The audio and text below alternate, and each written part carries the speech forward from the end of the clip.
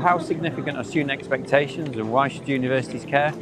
Well, it's critical for every university to meet student expectations if they want to improve their performance and be successful right now. I guess you can see this as the neoliberal perspective where students are consumers of what we have to offer. I've no doubt that the vision of all who work in tertiary education is for students really to actually be partners in their education. But that requires a relationship and a sense of trust, and the signals we've received in the last couple of years are that that in itself has been quite fragile at a collective scale.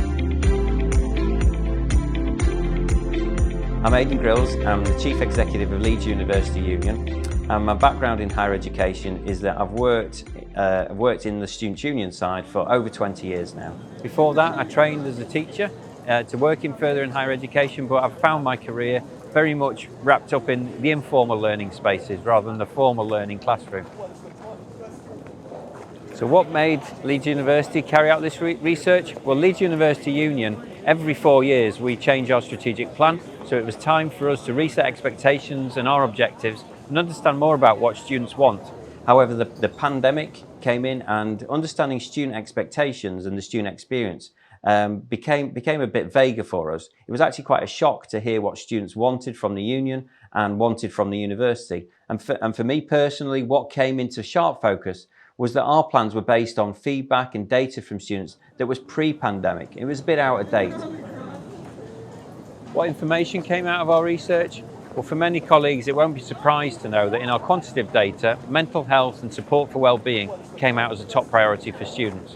Beyond that, also the role of the union and the university in helping students settle in, socialise and build their networks. For the more qualitative data though, it gets interesting as the outcomes students were articulating to us are about advocacy and representation, and not confined to the Students' Union, but the whole university community as a whole and their place within that. It's not really for me to say or to preach to universities how they should adapt to the findings.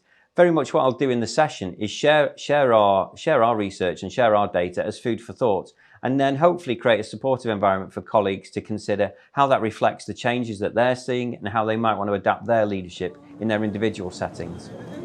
You can find out more about this topic at the AUA Annual Conference taking place this year between the 7th and 8th of July.